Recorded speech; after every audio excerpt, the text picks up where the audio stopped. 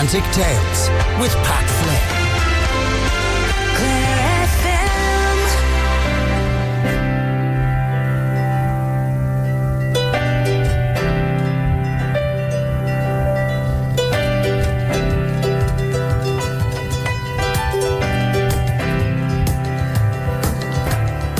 Good evening and welcome to this week's episode of Atlantic Tales, when we'll meet an historian, author and video documentary maker who has researched aviation disasters associated with Shannon Airport.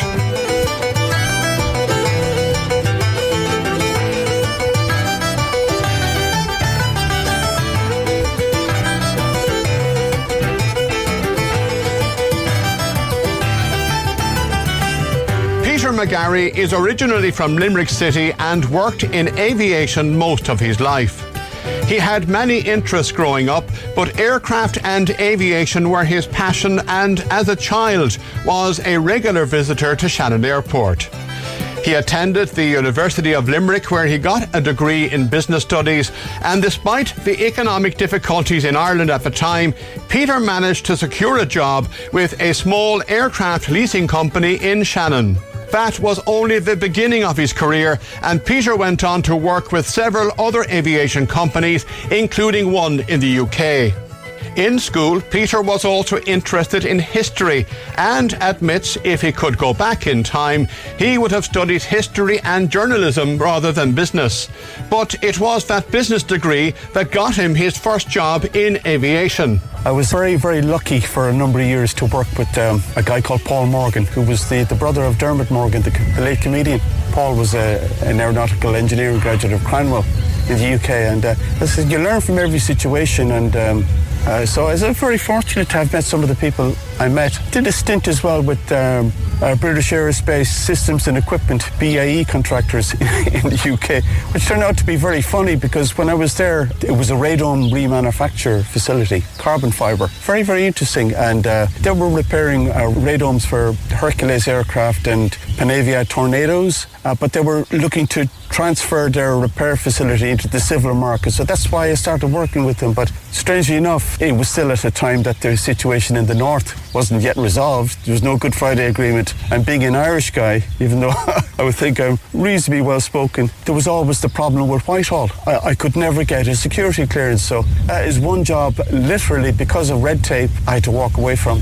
But that's it. Beyond that, I had a couple of 90-degree turns in my life with career. I ran a photographic business for a number of years, and at the same time I found myself doing medical imaging for University Hospital Limerick. So I spent 19 years in ophthalmology, and again, like a lot of situations, you have to reinvent yourself, and sometimes in life I find people who reinvent themselves the interesting ones. So let's say I learned a lot about ophthalmic imaging and how that technology changed in those 19 years. But by the end of it, I knew a little bit about surgery and the anatomy of the eye. Worked with brilliant people, but did that for 19 years. And the career has taken several turns, of course. It makes no sense. But in the background, though, aviation. Yeah, aviation. Always aviation. Always aviation. Just something about it. One of my favourite films is I don't know if you've seen a film called The English Patient. And there's a scene at the opening of The English Patient. There's a de Havilland tiger moth flying across the North African desert about a Hungarian guy called Count Ladislas Almashi. And he's a real person. But that scene captivated me. The cinematography was stunning, but it was this tiger moth flying across the desert. And I thought, for me, there's a lot of aircraft I like, there's a lot of aircraft stories I love. But that just, in a nutshell, just epitomised the sheer poetry of flight. I've seen Spitfires flying, I've seen ME-109s flying, seen them all at air shows, but just something about that. I thought, yeah, that's why I'm an aviation guy still to this day. Let's go, Ollie Victor, that's an Englander!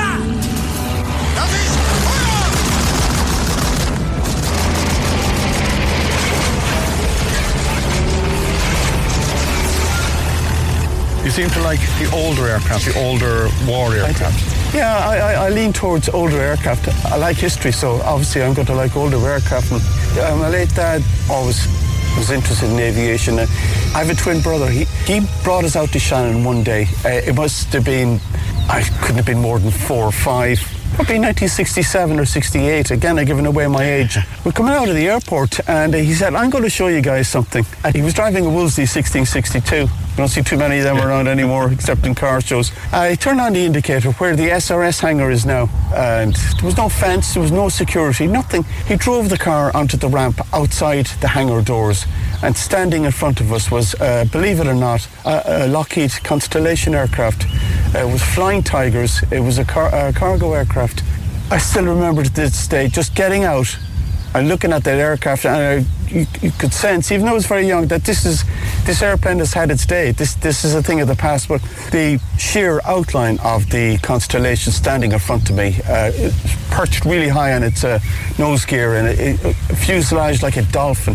So even though I was standing still, it looked like it was moving, and that's another memory that stuck with me. That's another memory. So yeah, I like the old aircraft. The Lockheed Constellation, affectionately known as the Connie, was frequently hailed as the Queen of the Skies. It stood among the most sophisticated airliners of its generation. Its graceful, sweeping lines lent the aircraft a unique elegance and quiet sophistication.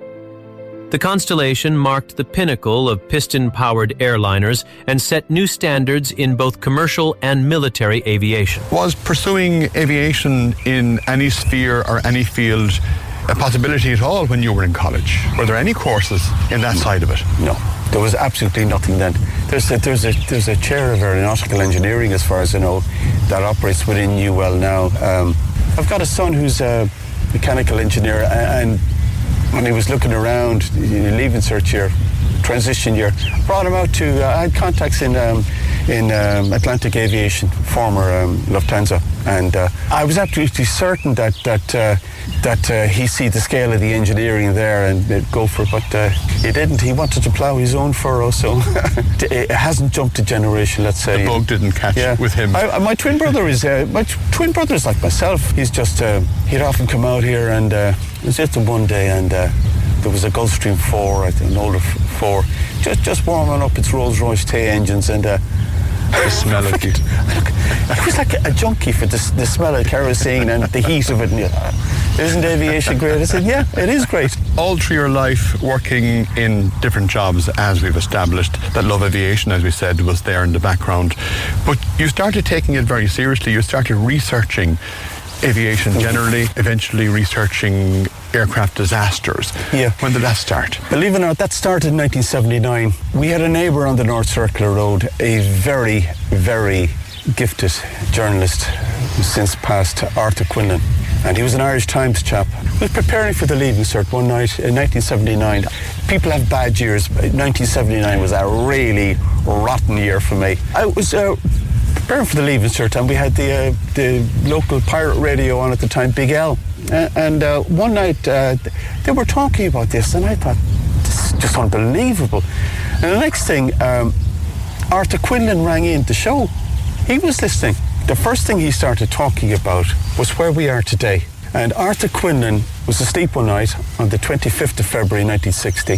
The phone rang down in the hall, one of these old Bakelite phones. If you dropped it on your foot, the foot was gone. The phone rang about 2 o'clock in the morning. It was his editor from Dublin, who somehow got wind that there was an air crash in Shannon. And Arthur got in his little Austin A7. You imagine the roads at that stage. You out past Bunratty at 3 o'clock in the morning, and you're over the little humpback bridge. No motorway, nothing. So he came out to Newmarket and Fergus, came up the road. He could see fleets of ambulances and fire brigades all along the main road. He came to this cemetery, and he was describing it in 1979, and it was this that caught me. He said he came here, the wingtip was the first part of the aircraft to collide with the south wall, the opposite wall here. And he said it was like a scene out of Dante's Inferno. There was steam rising. So it was Arthur's radio input that put the seed in the back of my head that someday, when I get time, I'm going to start researching this. And so my research started in, I'd say, about 2003, 2004. And just to show you the sweep of the internet, the power of the internet, there was nothing back then.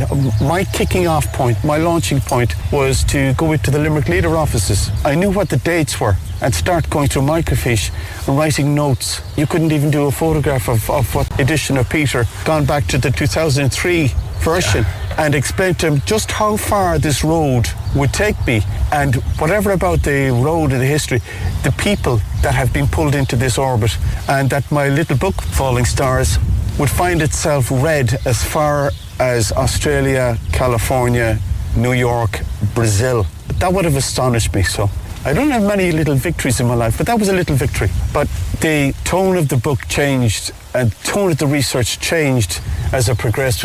I started off kind of a forensic thing, forensic stroke historical. To get the facts right, get the dates right, get the crews, passengers, and the stories and the backgrounds. But as it went on, it became far, far less a forensic retelling of this history, which was almost forgotten, to real connections with the people. But back in 03, Peter, when you were thinking about all of these tragedies, you weren't thinking of writing a book at that stage, or was that part of the plan? No, the first crash that I started researching was, it was strange enough, the first crash in Shannon, which happened in 1946, the 28th of December. This year, this Christmas will be the 80th anniversary. What really got me going in that was the actual, believe it or not, the name of the aircraft, Star of Cairo. So close your eyes and think of the Star of Cairo. That conjures up exotic things and travel. And the Star of Cairo was my jumping off point. I thought that was going to be it. I became aware of the other crashes, and certainly from Arthur Quinlan, this one here, this 1960 crash. But at the time, no, I just wanted to dig. Your own curiosity. Yeah. But the more you learned, the more you soaked in, the more you appreciated the tragedies and the people behind those tragedies, and the stories kept developing. Even when I brought out the book in its very first edition, I was bullish enough back then to think, wow, that's it, this is going no further. Well, now, nearly 3 years later, the book I have in my hand today bears no resemblance to that very first edition. So each story has developed since? Absolutely. The extraordinary thing about it, I could be researching so many nights in my home office and thinking on certain crashes that's the end of it. Absolutely sure there's nothing more going to come. I've hit a wall. And the next thing, out of the blue, the magic starts to happen. I get an email or I get a phone call. Get some aspect of the stories that I've never come across before. You keep building the story. Yeah. And you'll have to, it's probably incumbent on you to update the book at a later date. But the research going into the Limerick Leader, had you other sources of information? You had people contacting you, but had you other areas that you could explore in terms of the facts? Yeah, in those early days, once I had the outline of the Star of Cairo, the 46 TWA crash, I started slowly moving on to the other ones. And the crash after that was 1948. That's the Pan American, the Empress of the Skies. Pan Am one is particularly poignant in terms of the contact that came from that. I started looking slightly further afield. Claire Champion, obviously, and they were helpful at that stage. Irish Press Archives, Independent Times. So I was just pulling small scraps. But how things have changed now with the internet. But even with the internet as developed as it is today, you still sometimes find yourself going around in circles hitting the same information. And then, as I said, a chink opens up, a crack opens, and you get something from somebody that you haven't had before. It's like those kids, you know, when we were kids and you collect shell wildlife cards at school. Yeah. I've got that, and then somebody's got the lemur from Madagascar. I haven't got that. It's very similar to that. Coming up, we'll hear more about a period in Irish aviation history when a number of major tragedies occurred in or around the Shannon area, and all of which feature in Peter McGarry's book, Falling Stars.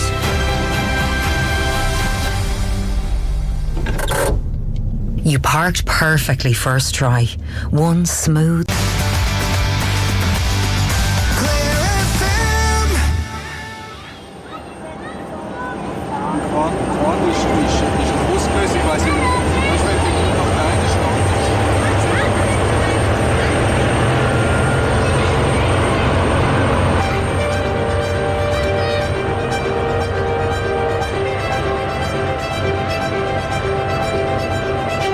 Welcome back to Atlantic Tales.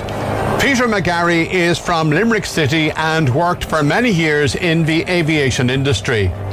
Photography has played a significant part in his life, while he is also a lover of music. His first passion, though, has always been aviation, and in the early 2000s, he began researching the story behind airplane crashes that occurred at or around Shannon Airport. His book, Falling Stars, documents a series of tragedies between 1946 and 1961, which claimed over 200 lives.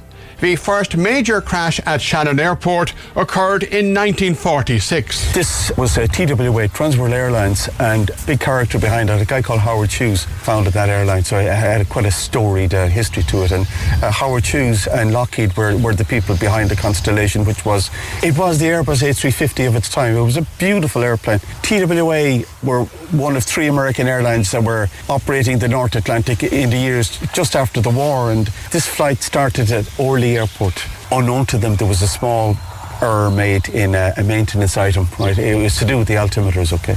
And there was no colour coding on lines, and they didn't know that, so the crew were operating were basically being fed false information, right? There was a little stewardess on the aircraft. Again, I'm always drawn to the personalities, and her name was Vina K. Ferguson, and she was from Iowa. And Vina was a secretary in a bank in New York, and like a lot of young women at the time, she'd see the airline staff coming in and out and thought, yeah, it could be a good job, you know. She applied to TWA and got a job with them, and found herself on the North Atlantic route just not long after World War II. And what you got to bear in mind is that the lure of aviation then, it was a very, very exclusive club. By default, anybody getting on board an aircraft in 1946, you were wealthy, so had political connections. So Vina was the first character I kind of latched onto, and strangely enough, for an air crash that far back in time, in 2008, I actually tracked down her phone number in a place called Rolling Hills in California. Now, I got it from an organisation called TARPA, and TARPA is the TWA Retired Pilots Organisation. They gave me her number. I rang her, and I said, can I speak to... I knew her married name was Heckman. Could I speak to Catherine Heckman? And she said, speaking. I said, Catherine, my name is Peter McGarry. I'm an aviation researcher and historian calling you from Limerick in Ireland. Now, if I mentioned a date to you, Vina, would it ring a bell? I said, Vina, the date is the 28th of December 1946. The phone went quiet, and she said, oh, you're talking about the plane crash. She was a remarkable woman. She only died 2 years ago. She made it to 104. But Vina, on the night, was responsible for saving the vast majority of the survivors from that plane crash. It crashed on an island in the Fergus estuary called Ennis. And Vina was just one of those characters. They called her the war generation, the greatest generation. She was one of them. She just rolled up her sleeves. First thing she did was save a baby. She pulled people out of the flames, lent assistance to the crews. They were waiting a long time for rescue to happen because of the tides. They had no access to the island, and she was the main character for me in the story of the Star of Cairo. And that crash scene, Inishmagnochton, as you say, is literally just off the end of the runway. This is the tragedy of it, yeah. They were literally 1,000 feet more, and they would have made it. Now, bear in mind, Pat, at the time, the airport bore no resemblance to what it is today. It was like a World War II airfield that you fly Lancasters into. They had no lights on the runway. What they had was paraffin braziers, and they'd go around in a van and they'd light these, and that was the runway lighting. That's how primitive aviation was back then. But because of an issue with the technology, yeah, they were at the wrong altitude. That was the tragedy. They were 500 feet lower than they thought they were. So close. Yeah. As you say, many people survived that. Many people were saved. Yes. The crash in 48 was far more significant. It was 32 people on board that aircraft. Now bear in mind that those were the passenger loads back then. The passenger load would be lower because there's crew in the mix as well. Because the airplanes didn't have the range, they had to pump them max with fuel to make these hops across the Atlantic. Okay, but the terrible tragedy of Pan Am Flight 110, it was an around-the-world flight, and it started in San Francisco, came across the Pacific, Hawaii, Honolulu, the Philippines, India, Pakistan. The airplane switched in Karachi. Again, this is the beauty of research. I thought, okay, when I started researching, okay, big deal. The equipment changed in Karachi. The flight number is the same. It turned out that the airplane that they moved to in Karachi itself had a very interesting history. The airplane was crashed the previous year in 1947. It landed in a place called Willimantic in Connecticut. And on board that aircraft that night, everybody walked away from it. There was a guy called Captain Miller landed that aircraft. Everybody walked away from that, including two Hollywood A-listers, Vivian Leigh and Laurence Olivier. What they did was they made them coffee and sandwiches, and they brought another Constellation in, and they continued on to Shannon. But they survived that, but it caught up in 1948 with the same aircraft. The airplane was, believe it or not, badly damaged, but they brought out the Pan Am engineering team and a team from Lockheed. They looked at the aircraft and they thought, you know what, it's not a write-off. We could potentially fix it. So what they did is they hoisted it up, extended the undercarriage. They got the 1948 equivalent of duct tape, the patch, the hole on the wing where the engine fell off. They flew the airplane all of the way to Burbank in California, to the Lockheed plant, and they spent 12 months rebuilding the airplane. And while they were rebuilding the airplane, they renamed it, so it became the Empress of the Skies. So on the fateful night of the Shannon crash, that airplane came into Brussels, the instrument lights went out, they recognised there was a problem. At the last minute, the navigator got a torch, shone it on the instrument, they landed, it flew to Heathrow. Heathrow was only just open. The next crew got on board the Empress of the Skies in Heathrow, and as they were boarding the aircraft, the technician said there's a problem with the instrument lights on the airplane, and Captain Frank Jekyll was the pilot in command. He said, Captain, what would you like to do? Because you can fly to Shannon, we don't know if this is going to happen again because the fault is intermittent, or we can send to New York for a spare, a rheostat which controls the lighting. And they made a call and they said, no, we're going to wait 48 hours for the part. We'll take our chances. So the airplane flew from Heathrow to Shannon, and the terrible, terrible tragedy, it was being flown by the co-pilot, a guy called Officer Henson. They landed on runway 23. That runway is no longer in use. They landed long on the runway, and they decided they'd rotate off and do a go-around. And as they were coming around on the approach to runway 23, the lights went out, and the airplane landed about 2,000 feet short of runway 23, the threshold. It skidded for 1,000 feet, landed in a place called Moylan's Crags, two rocky outcrops. It broke its back. Everybody was alive on board the aircraft, including a Lockheed employee who was living on the North Circular Road in Limerick. His name was Mark Worst, just literally living down the road from where I grew up. Obviously the man was in shock. He undid his seatbelt and gravity took him. He slipped onto the ground in the brake of the aircraft. He knew that the plane was going to blow up. There was two farmhouses very, very close to where that accident took place. The Hogan farmhouse was only demolished last year. Farmer came out with the insane idea that he was going to get onto the wreck and start getting people out. Mark caught him a rugby tackle onto the ground. He said, friggin' thing is going to explode. And the words are hardly out of his mouth. The whole thing went up and wiped out 31 people in an instant in a fireball.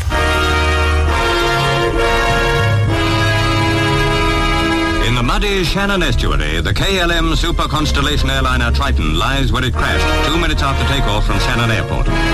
Two Americans, Mrs. Farrington and Mr. Reinfeldt, were among the 28 survivors. 28 others died. The death roll might well have been heavier had not Miss Elizabeth Snyder stopped a passenger from lighting a cigarette in the cabin, which had quickly filled with petrol fumes. There were two tragedies involving KLM that were directly linked to Shannon Airport. Yes. September 1954, the Sunday of the All-Ireland hurling final. This is the Shakespearean Shannon air crash. I think once people get the details of the story, they have to agree that it is Shakespearean. It was a Lockheed Constellation, one-year-old airplane operated. And on board the aircraft, the captain, first of all, wasn't the captain. He was what's known as the Commodore. There was a guy called Adrian Verrier. I think he had 16,000 hours on the North Atlantic. He was the top guy, and his co-pilot was a guy from Bristol called Parfitt. The airplane came into Shannon. All planes stopped in Shannon to refuel because they didn't have the legs, they didn't have the range, so they had to stop, and they did the usual refueling, and passengers got out. Coffee came back on board. There was a lot of medical people on the airplane that night, and not just doctors now. These were medical researchers, professors of medicine. This is something I found out later on. There was 2 male stewards and 1 female, and the female stewardess had a very sad background because she was a survivor of the Nazi Holocaust. Her name is Helga Inge Lowenstein, and her entire family were wiped out by the Germans during the German occupation of the Netherlands. So she was on board the aircraft. And prior to the last passenger getting on board that night, there was a bit of a fracas at the terminal. There was an Irish-American passenger scheduled to go into first class. Now, first class in the Constellation is at the back. And the reason it's at the back, it's quieter because you have these 4 radial engines spinning away through the night. A lot of noise. So the back was the place to go, and we got to the ground stewardess, and she said, "I'm sorry, sir, first class is full on board our flight tonight." The guy threw a wobbly, screaming, shouting, roaring, and the next thing, our first class Dutch passenger was catching wind of this. You couldn't miss it. And he said, "You know what? Life's short. We'll swap tickets. You can go to the back and I'll go tourist class." So the man was delighted with himself, but little did he realise that that would come into play about an hour later. So the airplane prepared for takeoff, and as you're taking off, one of the pieces of information you get from the tower, the hectopascals, which is the local barometric air pressure, because you calibrate your altimeter on that. So they took off going east. They rotated off the runway in less than half its length, skimmed out over the banks, and the next thing, the airplane started to descend because unknowns to them, there was a faulty undercarriage light. So they weren't sure whether the undercarriage was up or down. It turned out to be down, so it's dangling in the slipstream, generating drag, it's slowing down. Captain Verrier that night selected not the top power setting, it was slightly below it for whatever reason. And combination of the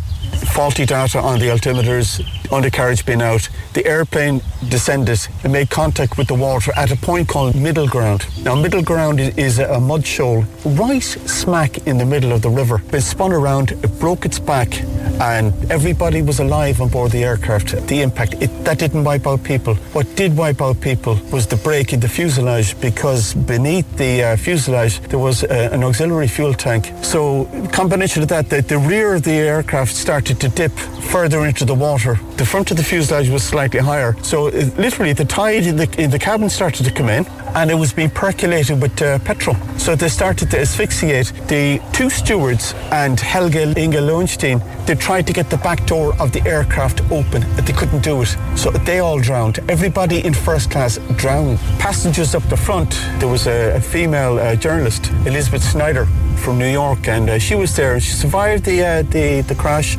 She was sitting next to this guy. There was a single aisle, 2 seats. They could smell the petrol and see the water coming through. The guy next to us put his hand into his jacket pocket for a cigarette, brought out his Zippo, and the next thing, instead of lighting the Zippo, he got punched in the face by Elizabeth Snyder.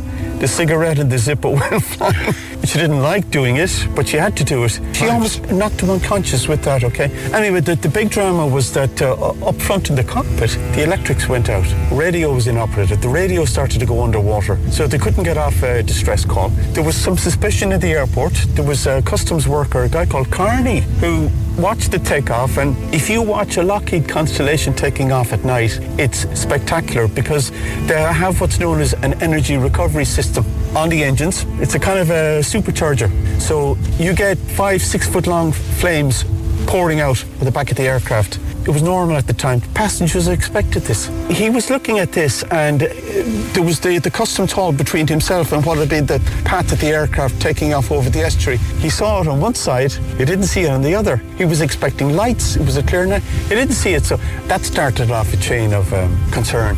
He went into the fire station, he said, "There's something funny about that." Control tower, there's one guy up in the control tower. One guy. He saw the takeoff, put his head down, logged it in the book, his head up, didn't see it, assumed that it had taken off, and went to do a VHF radio check. It was nothing, silent, but in those days you got to remember, Pat, that equipment breakdown was, I won't say it was standard, but you'd expect it. The VHF radio on approach, the Shannon that night had failed, and they actually put in a replacement unit, but it didn't matter at this stage. It was underwater. Eventually, about an hour, there was a guy called Johan Tiemann, who was I think the navigator on the aircraft. At this stage, there was only one rubber dinghy available. They couldn't get the other two. They were all huddled in this rubber dinghy at the door of the aircraft, flashlights, trying to signal Shannon. But the guys in Shannon thought it was a fisherman, eel fisherman out in the river. You'd expect these lights at that hour of the night. So there was no response. So Tiemann stripped off his jacket, started to swim 1 mile to Shannon. And it's not just the traversing of the water, it's the mud, because the mud in Shannon is on a biblical scale, as you know yourself. So to wade through all of this, eventually got to the airport, met a couple of Aer Lingus loaders loading baggage into a Swiss Air DC-6. He said, we crashed. The guys continued smoking their cigarettes. They just thought he was on the laugh. He actually got into the control tower and said, we went down 3 hours ago. And with that, the rescue started, but the details of the rescue, things went wrong with the rescue as well. It came too late. There was 56 passengers and crew on board the aircraft, and exactly 28 died. So it was very much a lottery. The KLM had a very, very bad 15 years from the late 40s into the 60s. They had crash upon crash upon crash. There was an initial inquiry in Shannon Airport that they moved it to Dublin Castle, and they brought in a team of aviation experts from the United States, Netherlands and the UK. Obviously in the dock was Commodore Adrian Verrier. They made a number of recommendations. It had a huge impact on Shannon. It certainly brought changes in the way Shannon did its business. Net effect of that was Verrier was going to retire the following year, 1955. So let's say he got an early retirement, and there was a huge amount of bitterness between himself and KLM. He kept saying it happened so quick, I had time to react to it, but the glaring mistake was things like not putting barometrics in. It was like a lot of airplane crashes, not one thing, it was several things coming, a cocktail. Strangely enough, I've often thought what Commodore Verrier would have thought 4 years later, sitting in his house in Amsterdam with his wife. His wife was an actress. He was a playwright himself as well, and a novelist.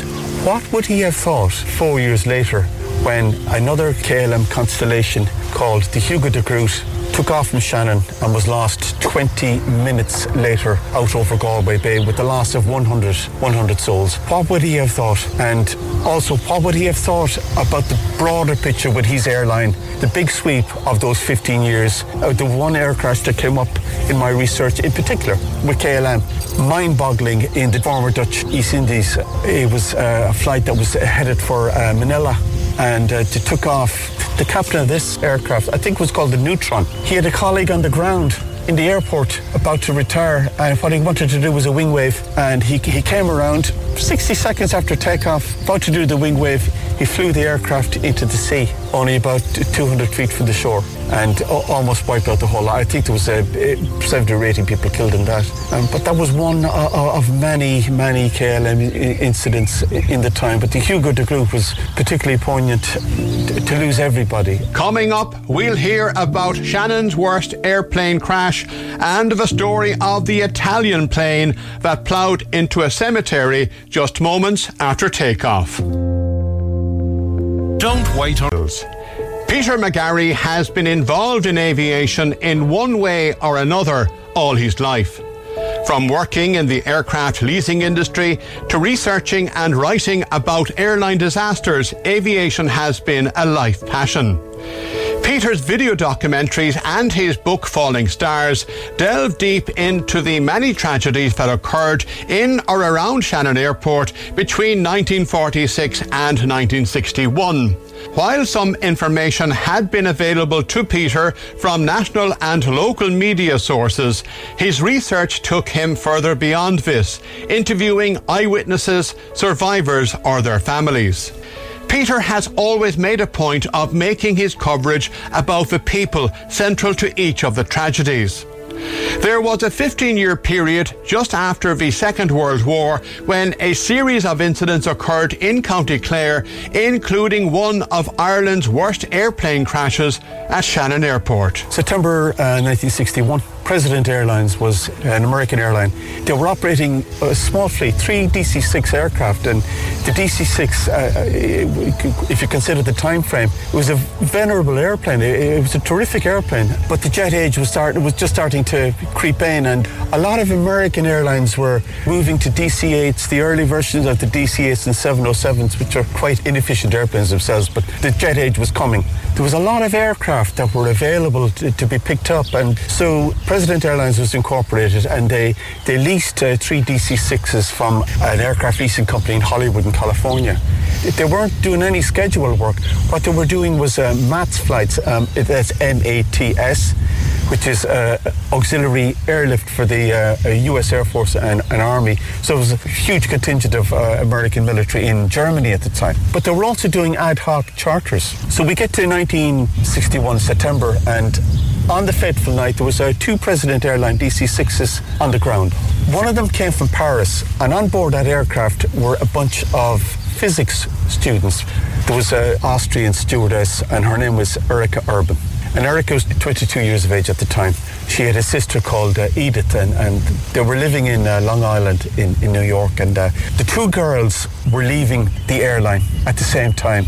One of them had to make a final flight, so they tossed a coin in that house in Long Island, and Erika got to do the final flight. So what Erika did, she came across the Atlantic on to Paris. In the meantime, the other aircraft had come in from Dusseldorf in Germany. It was a junket. It was for a steel mill. They gave a group of German farmers, German and Austrian farmers, there was some Dutch as well there, this trip of a lifetime to a conference in Chicago.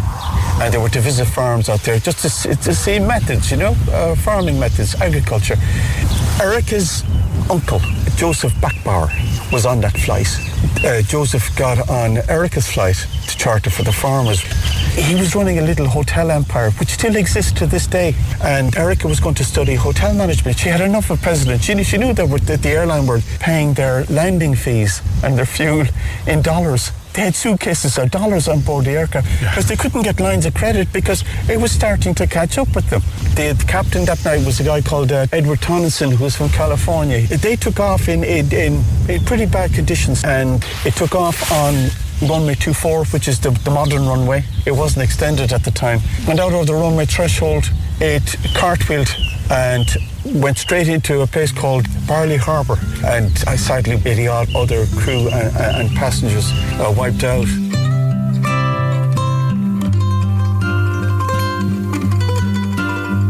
Today, Peter, we're meeting at Clonlohan Cemetery. This is the actual scene of the 1960 crash, the Alitalia flight. Outside the gate, there is plaque to the 34 passengers and crew who lost their lives. This was significant, still very close to the airport, but crashed into Clonlohan Cemetery. Yep. The flight number was 618, and this flight had started in Naples, Capodichino Airport in Naples. A small number of the passengers boarded at Naples. The majority of them got on board in Rome. The airplane flew from Rome to Shannon. And in command that night was an incredibly experienced captain. His name was Captain Luigi Gentile from a place called Bari in Apulia. His father wanted him to study medicine at Naples Medical University, and the war broke out, and he became a bomber pilot, flying light day bombers with the Italian Air Force. So supremely experienced captain on board that night.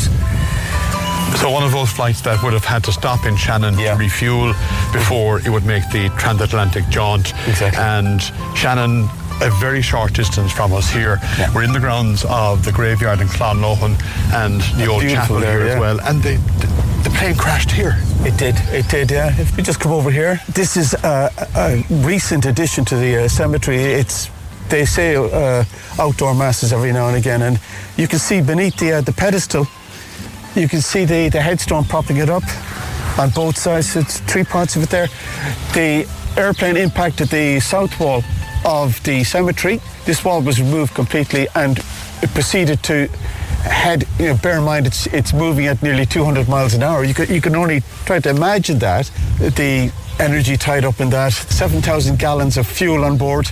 This plane was able to make New York directly. It was a DC-7. The plane was only 2 years old, and it was the last propeller aircraft Alitalia operated before they got DC-8 jets. So they were kind of in transition, and on board the aircraft that night, there was a very large crew, and the reason for the large crew is that some of them were deadheading, which is airline speak for moving crew from one base to the other. There was also a check pilot on board. A check pilot is a quality control guy, so which makes this even stranger. But the probability that an airliner taking off 3 o'clock in the morning, and 3 o'clock in the morning is the witching hour for all of these Shannon air crashes, because they all happened at the same time of the morning, okay? If you just look out from where we are, you could try to imagine a DC-7 heading here, and you think this couldn't crash here, but it did. It's like something out of the worst, most badly scripted horror novel you could come up with. It's strange in that wide open fields, but it would indicate that they had lost control completely. Yeah. They would have tried to put it down in open field if they could have, but it crashed into a large structure and a large cemetery in the middle of nowhere. No houses around here. Nothing. Back in Nothing. 1960. The next house in 1960, up here beyond the field, Waverley House, which tells a big story in the Alitalia crash. There was a little nurse, Irene O'D, who had just qualified, and she was down for the weekend, and this is in 1960. This is their land. They only sold it in 2015, the family, and so the crash happened on their land. And one of the most extraordinary points of contact I had with Alitalia, apart from the direct families, that's another story, was a retired guard officer, Ted Timothy Finlay. I was doing a presentation in Ennis, and he stepped forward. He said, "My name is Ted Finlay, and I can tell you about Alitalia because I was there." And I said, "You know what? I'll ring you during the week and I'll record the interview." And he proceeded, true to his word, to give me an interview about his experiences coming out here. It would put the hairs on the back of your neck standing, the sights he saw. The tail separated from the force of it was, physics are being applied here at 200 miles an hour. At the crest of the hill, on a jump seat there was a stewardess. Her name was Eva Lily Linder. Eva was a career Alitalia girl, and she was from Milan. She'd just bought an apartment in Rome for work. She was mainly flying out of Rome, and Timothy saw her still in her jump seat, her beautiful designer Alitalia uniform, her head broken. Beneath the wreckage, a pair of legs severed. But the strange thing is, out of the same piece of wreckage, believe it or not, a guy in a three-piece suit just walks out. Nothing. So the tragedy really played out at the top of this field, okay, at the ditch, right? Ted described getting to what was left of the cockpit and seeing the crew in their last moments. Italiamo, faded. Just shocking. Only yesterday somebody gave me a newspaper, and on the newspaper, I think it was the Evening Herald, there were two photographs. One was the stretcher being brought out with sadly a victim, and the other was on the ground near where the nose of the aircraft would have been. What looked like Captain Gentile's hat. Perfect, The aircraft must already have been burning like a torch when she hit the graveyard wall and burst wide open. The graveyard is on top of a hill, and when I was there an hour ago, bits of wreckage were still smouldering among the tombstones that played top of right lanterns. The aftermath of the crash were seen, they were physical, they were visible here, they were tangible because headstones were knocked. Yeah. People who were in one way or another connected with the tragedies in Shannon are still reaching out to you. They are. This is the point that the Alitalia is different than the other research, the crashes that have been researched. Alitalia 618, in terms of relatives getting in touch, has given me far, far more than the other ones. Like only last week now, Kathy Como, whose family, the Stefanis, were travelling on the flight from Rome. They had come from Tunisia originally, and they were moving to New York to start new lives. And she said, well, my family were on board the aircraft that night. They boarded in Rome. They never got off the aircraft in Shannon. They waited while it was refueled. And that night, the mother, Caterina Di Sclafani, and I think it was the elder lad, Alberto, died in that. Now, you can imagine the effect of 7,000 gallons of aviation fuel going up in a white-hot fireball. She told me something very interesting. Her mother she had opposing irises. There was something about the irises of her eyes were different. Now, they had no DNA. Obviously, testing back in 1960, they identified her through her eyes. The rest of it was just charred. It was a terrible story of... The story of the Disclofanis is the same as the Reiners. Many families, the Lisi family, all broken apart in the night. The last members. So this is the terrible thing about it. But as long as people keep contacting you because they want to know about your research, but they may also offer you nuggets of information. I often view the book as and the little documentaries that are on my YouTube channel in their own odd way, kind of a memorial to it, because I've got this theory that nobody is gone as long as you think about them. It's like that song by Coldplay. You know, those that are dead aren't gone, they're living in your head. In some way, they exist. They exist. And the Alitalia 618, in terms of all of these people coming to me, has created the biggest window in this. There was a relative of Eleanor Roosevelt killed in the crash, Julia Pallavicini Creel. She was only married about 2-3 months, and her father was a film director, Sandro Pallavicini, a film director in Rome, and he had a party for her. The husband was on aircraft carrier duty. He was a helicopter pilot for Dwight Eisenhower and John F. Kennedy. Now, he died young himself in some other circumstances, I don't know. She was wiped out in the night. The stories of her father coming from Rome and her husband coming from North Carolina over here, it tried to grapple with that. It was just unreal. There was a very sad story that related to me when I spoke to Kathy last Saturday. One of the lads that survived was a guy called Nick, and her mother was describing going upstairs to visit him, to be told that Alfredo, the older brother, was gone, and he hadn't the heart to tell her that her mother was also dead. It was just... But a lot of those families spent 12, 18 months in the region in Limerick getting over their injuries. With so many people, Peter, reaching out to you, following your research, they've learned more about the tragedy that their loved one might have been involved in, but they are coming to you to offer you information as well. So is there an update of Falling Stars in the offing?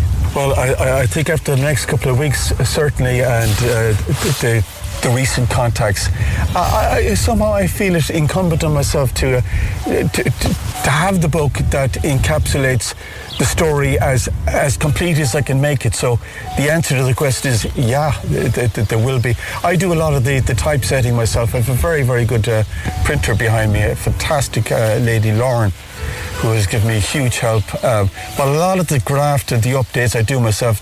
Then I send it to Lauren, and so no doubt that there has to be now, after the last couple of weeks and the weeks to come, with these new people, there has to be the update. It's got to be.